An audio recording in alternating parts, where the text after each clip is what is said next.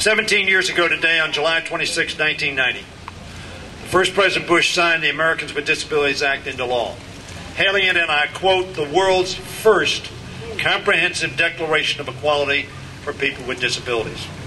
That was a proud day for so many of us. That was one of my proudest days, as I've told you, in public service. And I know Senator Harkin and others who helped lead the fight on the ADA feel exactly the same way, including those of you who spent so much of your time, talent, and wisdom on educating the members of Congress. The landmark civil rights law prohibited discrimination against Americans with disabilities in the workplace, public accommodations, and other settings. We knew that it would not topple centuries of prejudice overnight, but we believed that it could change attitudes and unleash the talents of millions of Americans with disabilities. And we were right. Since its enactment, thousands of Americans with disabilities have entered the workplace, realizing self-sufficiency for the first time in their lives.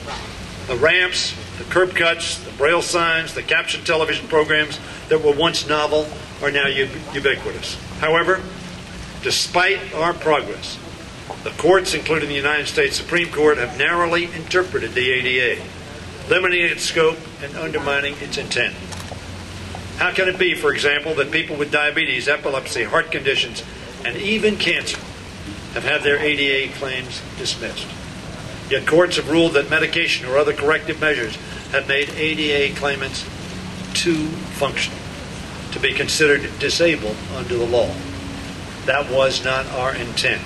Let me be clear. This is not what Congress intended when it passed the ADA. We intended, as with all civil rights bills, a broad application of the law to ensure the opportunities for all. Simply put, the point of ADA is not disability. It is the prevention of wrongful and unlawful discrimination. Thus today, Congressman Sensenbrenner, the former chairman of the House Judiciary Committee, and I will introduce the Americans with Disabilities Restoration Act of 2007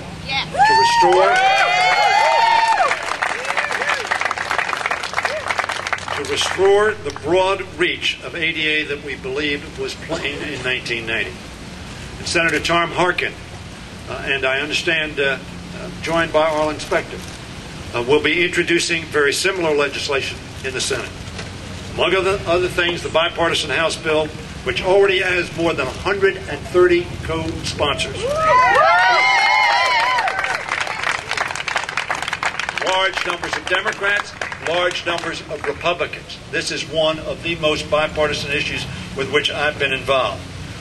Our intent is to restore the original intent of the ADA by, one, amending the definition of disability so that people who Congress originally intended to protect from discrimination are covered under the ADA, and preventing courts from considering mitigating measures such as eyeglasses or medication when determining whether a person qualifies for protection under the law as was clearly intended. The fact is, the Supreme Court, we believe, has improperly shifted the focus of the ADA from an employer's alleged misconduct and onto whether an individual can first be, in the Supreme Court words, a demanding standard for qualifying as disabled. Again, our intent was to prevent discrimination. As we note the 17th anniversary of this landmark law, its promise remains unfulfilled, but it's still within our reach. Passage of this legislation is critical to helping us achieve the ADA's full promise and creating a society in which Americans with disabilities can and will realize their potential.